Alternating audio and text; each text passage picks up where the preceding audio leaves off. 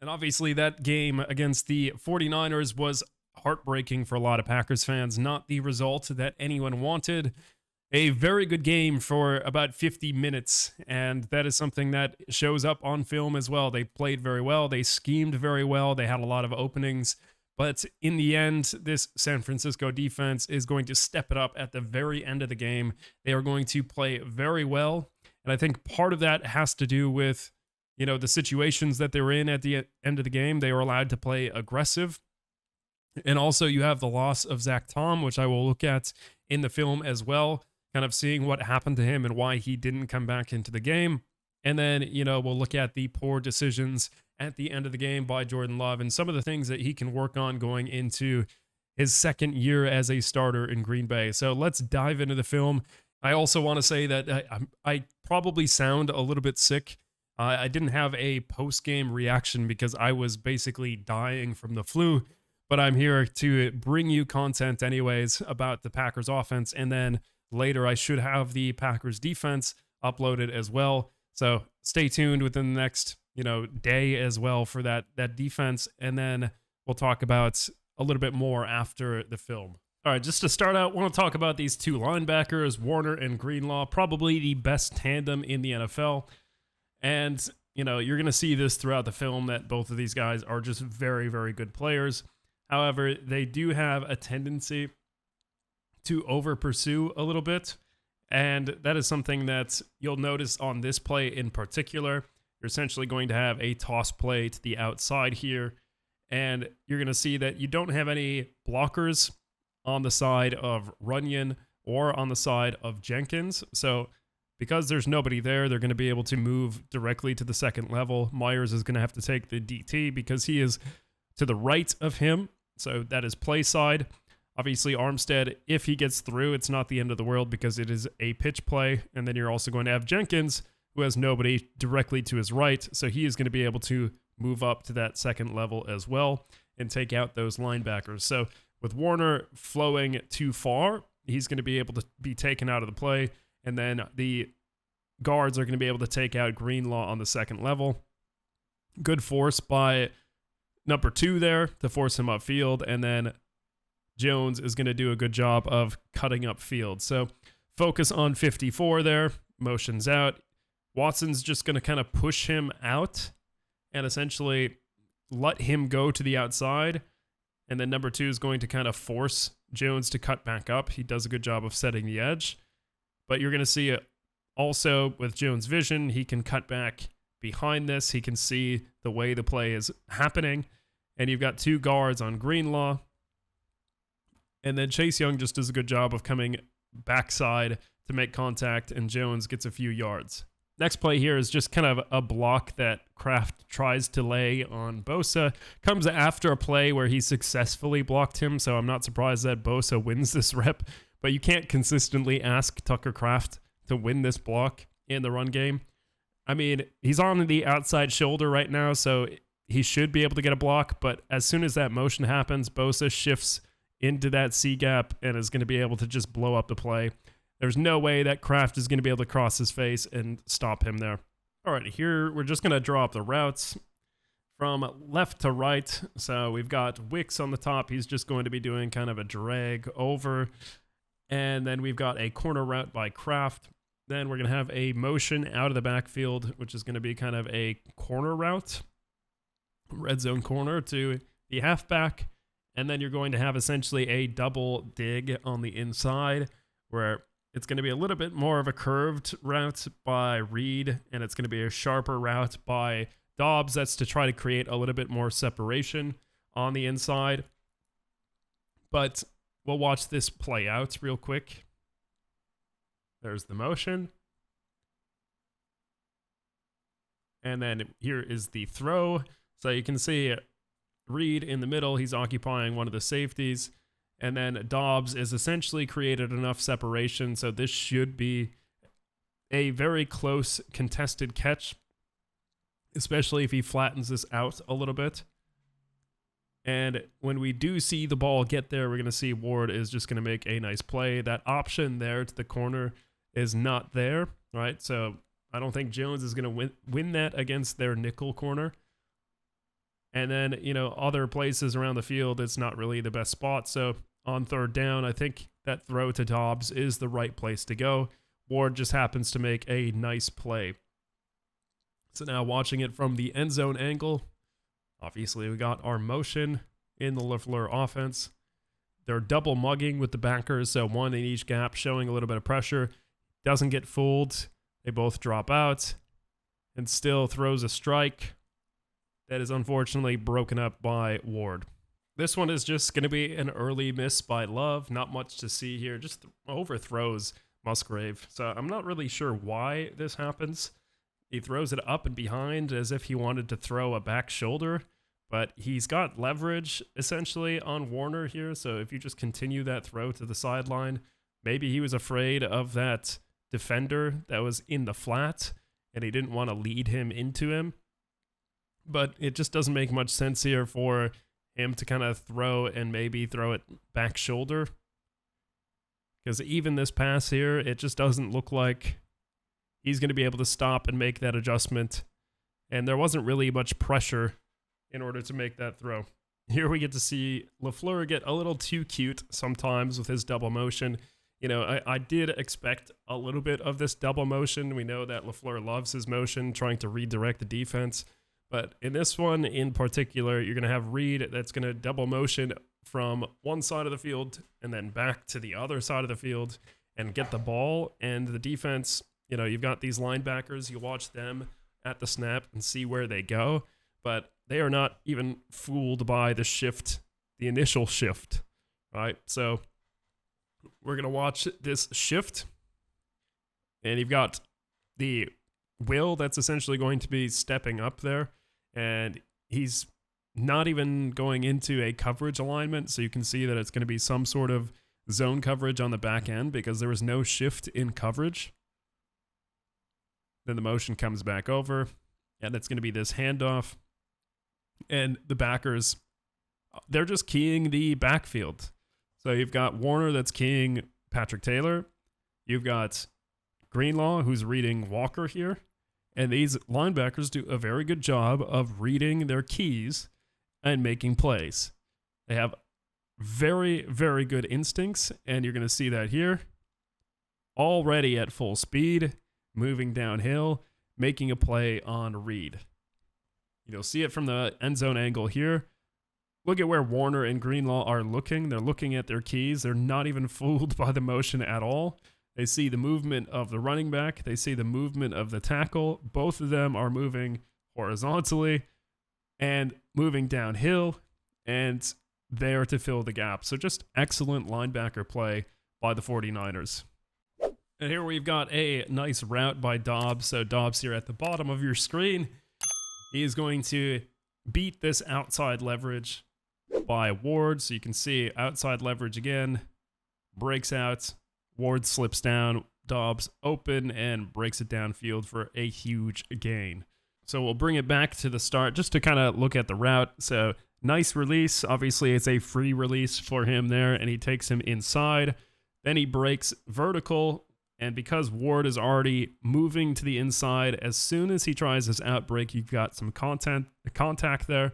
If the ball is released at this point, it's probably going to be a pass interference, but the ball is not in the air yet, so that contact is generally allowed. They let the boys play. But still, Ward slipping there is allowing Dobbs to create separation. All right, here they're just going to be allowing the 5 to take on the front 4. There's not going to be a blitz on this play, but it's just going to be a good design. You've got, some of these routes that are going out towards the middle of the field. And then you're going to have this little delay screen out to the right side. So if there's nothing open from the receivers that are downfield, then you're just going to take that check down with an extra blocker, right? And the hope is that you're going to get maybe 1 or 2 guys on the outside edge. If there's 1, great, because your blocker should be able to take him one-on-one. If there's 2, then hopefully the running back can shake him. You can see nothing really open. Maybe if he drives the ball, he can hit Musgrave, but checks it down and is able to get it to Wilson. Kraft a little bit shaken up after this play, but Wilson able to get a nice first down there. So we'll see again. Ryan, That's the future of the Packers at right guard, just getting beat by Armstead, who's a very good player, and Wilson fighting for the first down. All right, next play is just going to be Rasheed Walker versus Bosa, and you'll see the type of night that the Packers offensive line had. So Bosa up there at the top of your screen. You know, it's not really an easy time for this Packers offensive line with a talented front four like this. Walker, it's not very easy to tell from that angle, from the field view, you know, that he got pushed back. Obviously, his back was right next to Love, but here is the view from the end zone where you're going to be able to key in on Walker and see the speed to power that Bosa brings. He's going to get checked by a tight end and still takes that speed, pushes into power, and basically hits Love with Walker. So just tough day for the offensive line to deal with him. All right, this is something that we've seen before. We're essentially going to have two clear outs with Watson going vertical, and then you're going to have Musgrave that is going to be coming in on kind of a skinny post. And then on the other side of the field, you're going to have Reed that's going to be coming over and catching this ball. And this is essentially going to be stressing the coverage that the 49ers have set up. And they're going to have a quarters coverage, which is essentially 4 deep. So essentially, you're going to have the top corner who is responsible for the 1 if he goes vertical. You're going to have the safety that's going to be responsible if the number 2 goes vertical. So on that side of the field, if both of those players go vertical, that safety in that corner, they both have to go vertical as well. And that's going to leave no one on the underneath because Greenlaw is going to be focused on Aaron Jones. And that's exactly what this, play design is for. You're going to have those two guys stressing them vertically, and you're going to have someone kind of clear up underneath. So here, play action, and then you've got Reed, who is just wide open because those overhead defenders in quarters are being cleared out by 2 vertical routes. Then you also have this play action, so the backers have to step up a little bit. So just this play design overall, very good job by LaFleur trying to get these backers to keep their eyes in the backfield, read their keys, force them to step up, which gives Reed a little bit more space, especially with the quarters coverage over the top. Next play is just going to be a great effort by Aaron Jones. He is a slippery little snake, gets 2 guys to miss, and somehow still gets outside and very, very close to a first down. Got a check there, which is probably alerting to the second play, which is a run. Gets outside, sheds an arm tackle from Warner, and of course gets marked short because who wasn't marked short this game? And I just want to highlight just a great play by number 2 on the 49ers. Just an aggressive play on a quick route. There's really nothing the Packers could have done here. He's going to read this. Dobbs has to attempt to block, but if he blocks him while the ball is in the air, that is going to be offensive pass interference, and Wicks is just going to get absolutely blown up. And then we've got a big-time throw coming in from Jordan Love here, and this is going to be going to Dobbs. And across the board, you're going to see that we essentially have cover 1. So it's going to be man everywhere. You've got 1 high safety.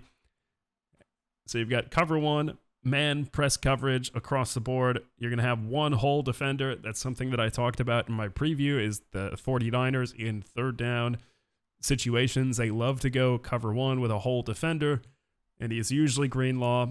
In this case, it's Greenlaw or Warner. And in this scenario, you're going to have Warner who's going to be green dogging. So he's going to hear the protection change, and he's going to know that Patrick Taylor is going to be staying in. So he's essentially just going to full send off the snap. Great instincts by him. And obviously great film study to know what the checks are from the Packers. And he probably knows a lot of them from the Shanahan offense anyways. But he's going to blitz the A-gap, and you're going to have tight man coverage across the board. Motion from Reed. Kind of a double out concept here. Flooding that side of the field. And a nice throw to Dobbs there, getting his feet in. So watch this protection here. Patrick Taylor reads inside out, has to take Warner, probably gets away with a hold. And then Dobbs, great catch, getting the feet in. Again, I'll go back to Patrick Taylor. Oh, great block. You stuffed him, buddy. And then hugs him down to the ground. Probably should have been a penalty, but we're not going to cry about penalties on either side, right? Penalties aren't the reason why the game ended the way it ended. Granted, yes, this is a hold 10 out of 10 times. The Packers should have won this game regardless. Here we've got a third down that is going to then lead into a field goal, but this is just going to show you there is literally nowhere to go on some of these plays, and this is a constant theme against the 49ers defense. Pause. Here we are. Look at the routes. Who is open? Where is he going to go? If he goes to Wicks underneath, who do you think is going to blow it up? Probably Warner. He's going to step up and break that up. He can't go to the corner. He can't go to Kraft because you've got quarters coverage in the end zone. You've got 4 deep. That in route is going to be taken by the safety or Warner. He's going to step in front of it. And you've got Greenlaw on the opposite side as well. And then the routes on the other side of the field, both covered by the quarter flats defender and one of the quarter safeties. Throw sails outside of the end zone, so not a touchdown, obviously. But realistically, there's just nowhere for the Packers offense to go. Jenkins loses on the inside to Hargrave, one of the guys that I highlighted in the preview. And there's really just nothing you're going to be able to do, especially when your Pro Bowl your Pro Bowl left guard is going to be giving up pass rush that quickly. So Love forced to throw off his back foot. And of course, this is going to lead to a lovely field goal attempt. And here we have that field goal. Just looking at the long snap, not ideal. Kind of skips it like a rock out at the lake. So we'll watch it back again.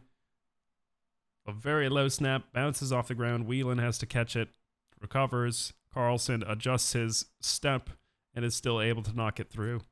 But definitely not an ideal operation by the special teams there. And we'll give it one more look from the end zone angle. So I've got Orzek, the long snapper, skips it off the ground. Whelan does a good job of recovering and getting it set and getting points on the board. All right, we've made it to one of the kind of momentum shifts in the game. We're going to focus on Zach Tom here on the right side. This is the play that I believe he gets injured on, and then eventually he's going to play 2 more plays after this particular play. It's a run up the middle. His legs get taken out from under him, but watch his head. That double bounce off the turf, not something that you really want to see. And very unfortunate for him because he's been playing very, very well this entire season. So that is going to affect kind of the next play. And this is exactly the next play, something that you don't necessarily see. So you see Tom up there at the top. You'll get a better view from the end zone angle. And this is just not a typical play, right? So Tom there on the right side. This is going to be a reverse to Jaden Reed, taking advantage of Chase Young getting upfield. But Tom engages, and then something that he doesn't really do is turn his back and chase after people. And it's not really something that we normally see from Tom. Good run by Jaden Reed, but he was a little bit out of sorts, and he gets flagged. And obviously here is the next play. Yosh is in, so they've taken him out of the game for the rest of the game, and probably good for his health. And now we've got a play that I don't really think mattered if it was called or not. We've got a little check down and a potential face mask by Dre Greenlaw. Yes, it's in front of the same official that has spotted the ball short, but I don't want to complain about the refs. It's a, iffy call. You don't really see it in real time that his head turns. Granted, he's watching for the feet here, so he's not going to be seeing that face mask. And it doesn't matter. If that penalty gets called, they're 15 yards closer. But this is the very next play. A deep ball to Bo Melton. And this is one thing that, yes, we get a penalty, but this is something that Jordan Love really needs to work on in the offseason, is his deep ball accuracy. Yes, he's got a guy in his face, but there is nobody beyond Bo Melton he is going to walk in for a touchdown if this ball is out in front. He's got leverage. He's got the speed to beat this outside corner. Got that quarters coverage. And the corner is just not able to keep up with Bo Melton. I honestly think that if this is a better ball, it is a touchdown. You cannot tell me otherwise. If that ball is out in front of Bo Melton and he doesn't have to break stride, that is 100% a touchdown. So Love really needs to work on the deep ball. All right, here we've got another good play by LaFleur. Good play design to kind of attack this aggressive 49ers defense. You've got essentially a fake screen on the outside.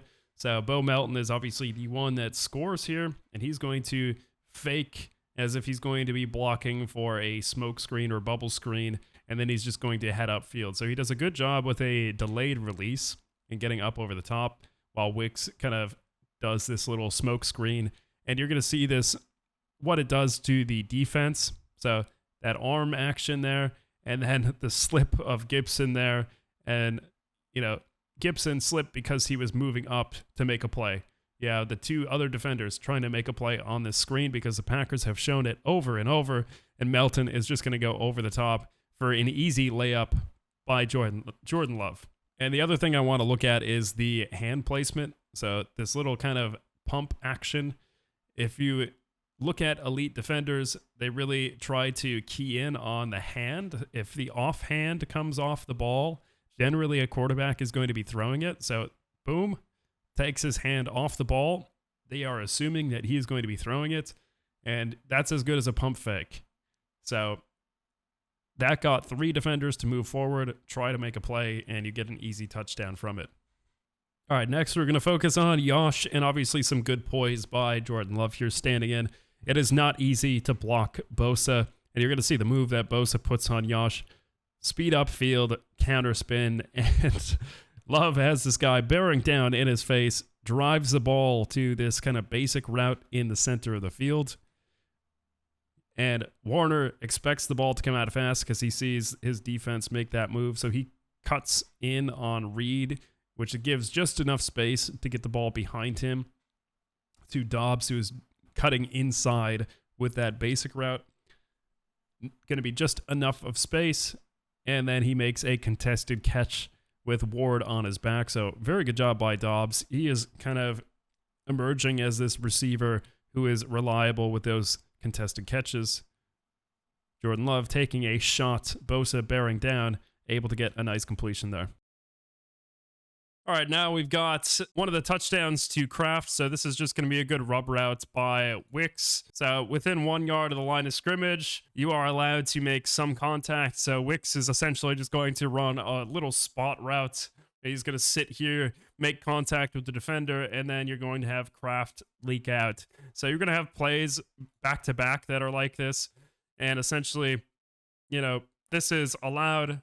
Kraft is going to get open. It's man coverage. And you're going to have the same problem on the 2-point attempt, which I'm going to show right after. So just from the end zone angle, Yosh getting just absolutely destroyed, but Kraft able to score the touchdown. And then this is going to be the 2-point attempt. And this one is just, we're going to focus on this cluster over here. It is man coverage again. You can tell, right? Man, man, man. And that also means you're going to have man there. So you're going to have Warner on Aaron Jones there in the backfield, and that is going to create problems because you're going to have essentially a triple slant. And if you've got all of these guys moving to the middle of the field, you're going to have to ask Warner to sift through all of that to try to get to Aaron Jones. And that is just not something that's going to happen. So Aaron Jones, just there's nothing that he can do there. Like, and he's not even running into the Packers players, right? Just let's focus on Warner here. Literally nothing that he can do. Bumps into 1, bumps into 2. There's no way that he can cover Aaron Jones on that. So just a great 2-point play by LaFleur. All right, here we go. Starting to get into the bad part of the game. This is going to be the first interception. Love drops back, throws behind, Kraft there, and Greenlaw is just in position in order to intercept it. And this was something that was talked about in the press conferences afterwards, but people were asking why Greenlaw didn't go down, and it's because he and Fred Warner had a bet, not really a bet, but they essentially said that Warner said to Greenlaw that he's going to have a pick six this game. So Greenlaw tried to make it come true, but just a bad throw there by Love. Not much else to it. Kraft gets a hand on it. Even if Kraft doesn't get a hand on it, right? If we're going to watch it from the end zone angle again, even if Kraft doesn't get a hand on it, I think it's intercepted because you have this safety that was playing it perfectly. So it's either Greenlaw that's going to get it or the safety that's going to be coming up and getting it. So that's really just not something that you expect from Love. It's not the way that he's been playing. But towards the end of the game, he had really, really bad throws, and there's no other way to explain it. And that trend is going to continue on this play. So even Aaron Jones is wondering what he's supposed to be doing. He kind of runs this under, and Love thinks he's going to stop, which I don't know exactly what they're coached to do in this situation. But to me, it looks like Aaron Jones has leverage to continue the routes, and he thinks he's just going to sit in between those two defenders. So I personally don't think that stopping there is a good idea, because if he stops here, sits in this spot, that gives a chance for two defenders to make a play. You've got one coming from the top and one coming from behind him. So it doesn't make much sense for me to have him stop here and allow the defender to get a play. Because if he just carries underneath, he's getting at least the first down, and then probably upfield and splitting at least one of those tackles, right? And then he's got blockers downfield as well. So to me, my philosophy is always just kind of continue those drag routes underneath and hit your guy in stride and allow him to get extra yardage, which is generally the idea in West Coast offenses anyways, is to get as many yards as possible from run after catch. The seesaw kind of begins. You've got this play, which I thought was the one that was going to seal the victory for the Packers. Got that motion over. That little pin pull. I'll go back to the beginning because Wicks, you saw him celebrating there at the top left. But Aaron Jones really has never had the breakaway speed. And you can see everyone hearing the check, so they're canning or alerting to the second play, and it's essentially a pin pull toss. And this is something that I saw on film, which is why I thought they were going to go towards Chase Young's side on these types of plays in the reverse, which we saw a reverse earlier against Chase Young. And this pin pull essentially is going to allow you to not worry about this outside defender, and you can kind of pull someone out in front to take the second level defender. So here you're going to have Wicks that's going to come down and block a defensive end. That motion is supposed to get these linebackers to shift to the opposite side. And you've got Walker that pulls out, the center that reaches the second level, and then Logan Ryan, very poor tackle attempt. And Ward is able to catch up, use his speed. Jones has to cut back, slow down. He just wants to protect the ball, keep the ball in bounce, and make sure that clock is running. But, kind of going back to this view, you'd like to see DeGuara see where this play is going and understand his own athleticism, because we have two players here. We have Watson, we have DeGuara. Who do you think is in a better position to block this defender? Is it A or is it B? I can tell you for sure it is option A. So realistically, if he sees Jones heading up here, why isn't DeGuara just looking to his left and boxing him out? Like, you don't even have to touch him. Just get your back on him. And that's going to stop him from catching up on that backside pursuit. I don't know what DeGuara is thinking, but man, just block somebody. If he's able to step in front of him and stop him from getting even near Aaron Jones, and Christian Watson can continue blocking downfield, that is a touchdown and the game is over. Just unreal. Really, really good play. I thought the game was over at this point. Jones, obviously being smart, he wants to check behind him so he doesn't get stripped. He knows he doesn't have the breakaway speed. He doesn't want to go out of bounds. He wants to keep that clock running, as I said earlier, but man, this really felt like the game was over after that. All right, and I know I said it was getting a little bit cute earlier with these double motions, so essentially we're going to have a motion over by Reed, so he's going to motion to one side, and then once he gets over there, he will motion back. But the fact that they had run this earlier in the game, you're going to see the impact on the linebackers.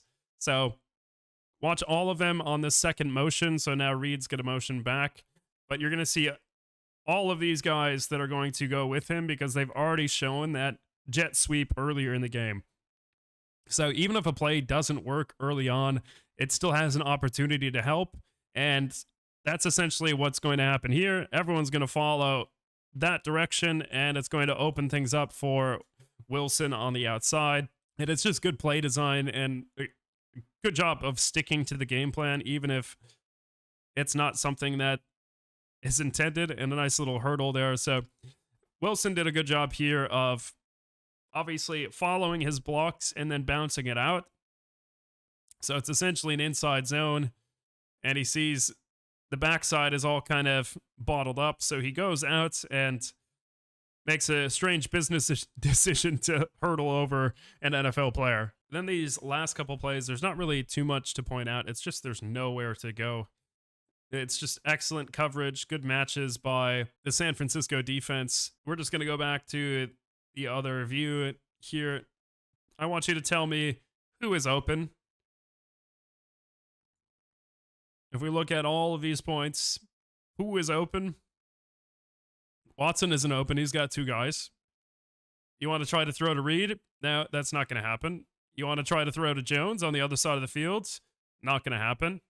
You want to try to throw to Melton? Nah, not going to happen. So the only real option is going to be that check down to Kraft very late. So the 49ers at the end of the game just had a really, really tight defense. And there's not much that you're going to be able to do against a team like that. And we'll see that in the next plays as well. The next play, I don't know if anyone was hot.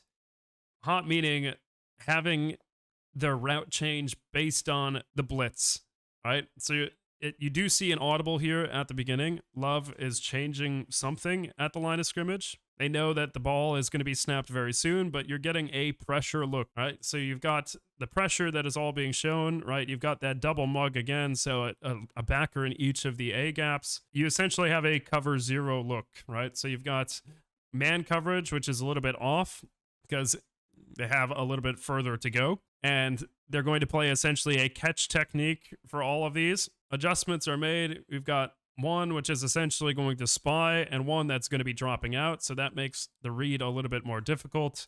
And you have your right side that just completely gives out. And still, there's only one place to go, and that's not going to get you the first down, right? If we look at the sticks, right, sticks are up here. So if we bring that across, right, is that really going to be a first down? This is roughly where the first down line would be, right? Maybe Musgrave has a chance to get that and then turn up field and get the first down and fight for it. But I think from this launch point where he's at to Musgrave, by the time that ball arrives, you've got two guys that are crashing down on him and probably forcing an incompletion. So there's really nowhere for Love to go here. So you've got pressure in his face, tries to make the wicks. That was probably his only option there. And the 49ers are just completely shutting it down at that point. And obviously this is the play that is third down that leads to that field goal, which I will not show because I cannot bear to see it again. And then we have the final play. Everyone will watch this again because I just want to reiterate that this is a horrible decision and you should not be doing this in the NFL. And yes, it is his first year as a starter. Yes, he will learn from this, but man, it is first down. It is first down. Live to fight another down. Do not throw across your body when there's nobody open. It is quarters coverage again. There was nobody open. You have you have two verticals essentially, and one dig route over the middle of the field. So all the routes are covered. All you have to do here is throw the ball to the right, and you're going to be able to live another down. Right? Realistically, the only other thing, which I think Jones would have been an option here if he doesn't stumble, I think his job is to check and release and to give an outlet, because you see the other side of the field as well. That's essentially your release, your outlet, and usually LaFleur likes to have one on both sides. So I think if Jones doesn't slip there and he's able to actually release and be a check down, Jones is going to get the ball, and he's going to be catching it at the line of scrimmage and potentially, getting out of bounds near a first. But you're going to have the ball at the 45 rather than the 36 at the minimum, I would say. And you get to keep the ball, and you still have 2 timeouts left. So, really not ideal, and a horrible way to end the year. And again, you've got Greenlaw running around like a crazy person trying to score a pick six, even though the game is already sealed. Finally decides to go down because Packers are trying to rip the ball. But, there's pressure from the interior. Bosa is able to get out. And I think the problem here is if Jones just leaks out, I think he wants to help in protection, but that falling down, and then he sees Bosa cross his face, he's a little bit too late to be an outlet, and then Greenlaw just comes flying in like Superman and picks it off. So I know that is painful to watch again and again, but I think we need to consider this season a win in the end. So again, obviously a disappointing end to the season. You can't just play well for 3 quarters. And, this game is going to be a learning experience, right? It's something that this youngest team in the league can learn from and improve on. And, some of the other takeaways is like the Packers are in good hands in terms of their receivers, especially. I said it earlier, but it's tough to see which Packers receiver is actually the best route runner, and that is a good problem to have. So it's going to open up a lot of opportunities. Hopefully that, Christian Watson, I know they mentioned that he's going to be getting help with his hamstrings. Same with Eric Stokes. They're going to see some clinicians at UW-Madison and hope that they can figure out what the problems are with their hamstrings and get them up to health, up to 100% health, because that would be super important for the Packers. And of course, a lot of the plays that we saw that were successful for the Packers were due to slipping, which is strange because the home team should really not be slipping all over the field. I think the Packers did a much better job. They did have a few situations where players slipped, but not as many as the 49ers.